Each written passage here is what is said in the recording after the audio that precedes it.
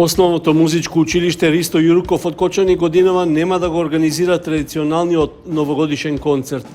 Причината за тоа е објективна, односно нема соодветен простор за негово одржување, со оглед што се уште трае реконструкцијата на салата во Центарот за култура Бели Мугри. Со тоа, привремено ќе се прекине континуитетот на настанот кој во изминатите 21 година беше едно од обележјата на новогодишната атмосфера и прослава не само локално, туку и регионално. Во изминатите 2 години пак, поради ковид пандемијата, новогодишниот концерт имаше концепцијски измени, односно се одржуваше онлайн, со видео настап на учениците изведувачи. На тој начин, со класични, но и празнични новогодишни теми, тие ги разлеја музичките тонови пред почетокот на празничното славие. Од основното музичко училиште Ристо Јуруков информираа дека без разлика што годинава новогодишниот концерт нема да се одржи, сепак редовно тече исполнувањето на наставниот план и дополнителните вежби за настап на учениците.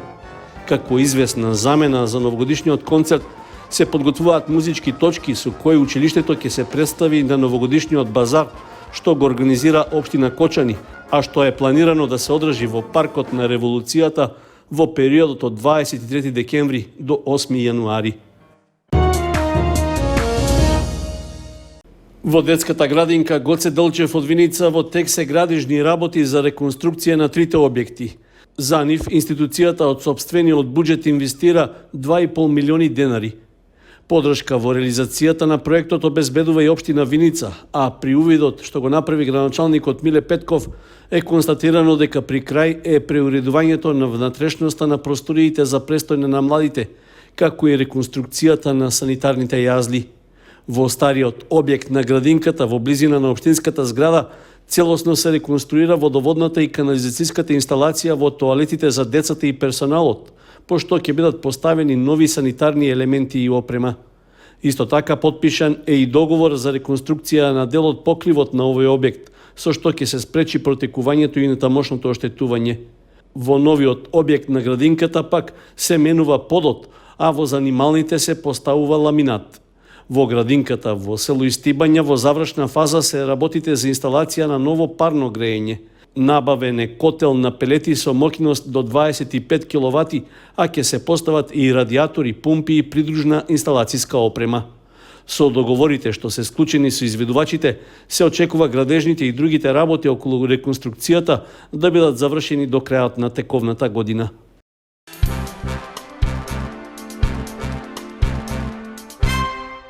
Во библиотеката Искра е отворена ликовната изложба Културното наследство во Кочани и Кочанско, изработена од учениците од основните училишта Раде Кратовче, Марина Попиванова и Свети Кирил и Методи од Кочани и Синиша Стоилов од Зрновци, како и од училиштето за цртање и сликање при Центарот за култура Бели Мугри.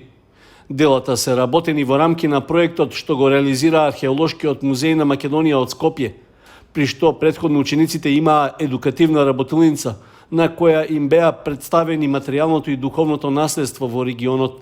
Се работи за повеќегодишна соработка на повеќе институции од областа на образованието и културата.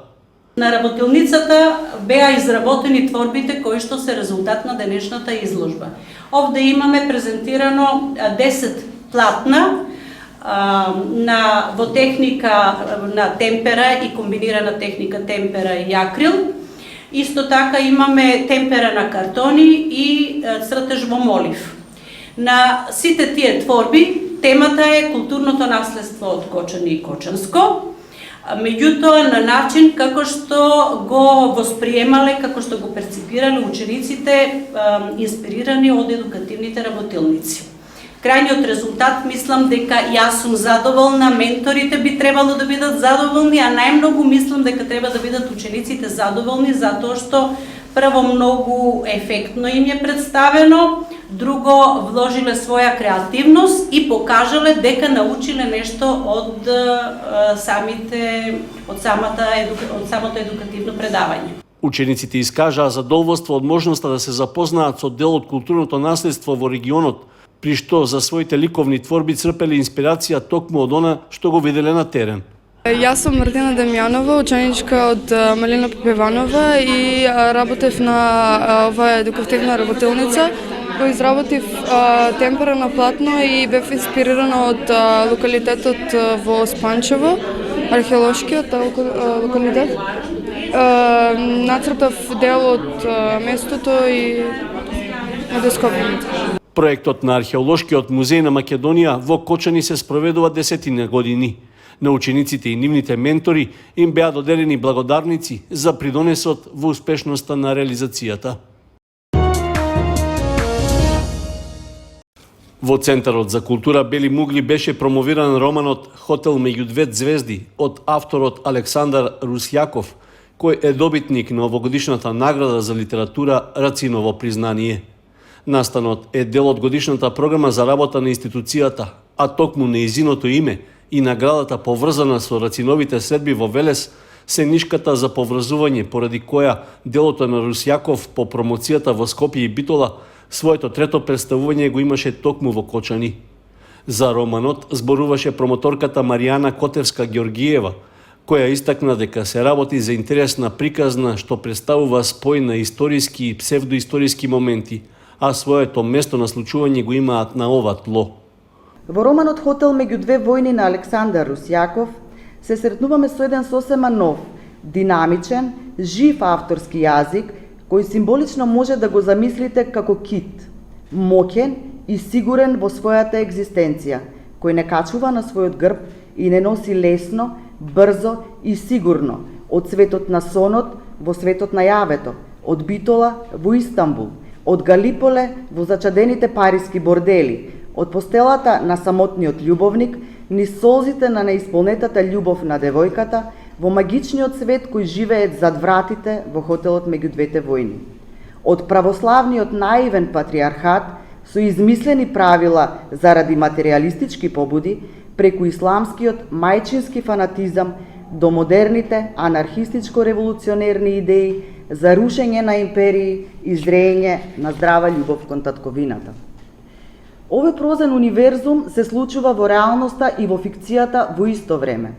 Пред читателот се освежуваат факти и реални и историски моменти, но тука тие интерпретирани на јазик во кој историјата е ставена во функција на издигнување на главните јунаци, односно во функција на повикување и реконструирање на љубовната приказна на Кемал Ататурк и Елени Каринте. Авторот на романот Хотел меѓу две звезди изрази задоволство што токму во Кочани се случува промоцијата на делото, истакнувајќи дека станува збор за навидум историски роман, односно, иако ликовите во него навистина постоеле, сепак случувањата и настаните меѓу нив се измислени.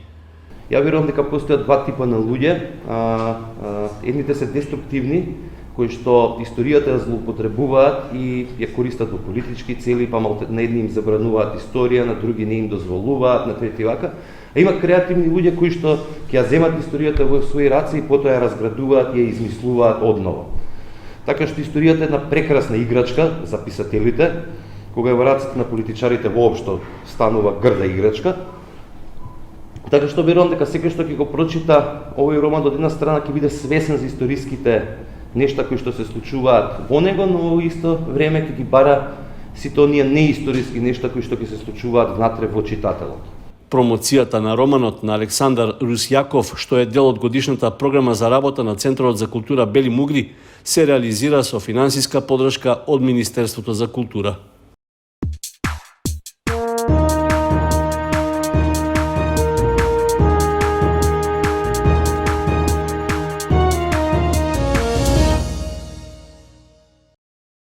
Кошаркарите на баскет Дино забележаа нова победа во првенството на М18 лигата и го обезбедија третото место во полусезоната. На надпреварот од последното есенско коло, нашите млади кошаркари на домашен терен ги совладаа своите врсници од екипата на ФМП од Скопје со резултат 84-59. Убедливата игра во текот на целиот надпревар и крајниот резултат се потврда за фаворитската улога што тие ја имаа во текот на целото првенство. Со тоа обезбедуваат можност за пласман меѓу најдобрите 4 екипи и борба за врвот. На средбата во Кочани, кошаркарите на баскет Дино релативно лесно дојдоа до победата. Нивниот квалитет се покажа во првата и последната четвртина од надпреварот против ФМП, кога направија кош разлика од 11, односно 10 поени. Најдобри стрелци во домашниот тим беа Лазарев со 25, Коцев со 21 и Манев со 14 погодока, додека Христов постигна 11, Ефремов 7, Богданов 4, а Василов 2 коша.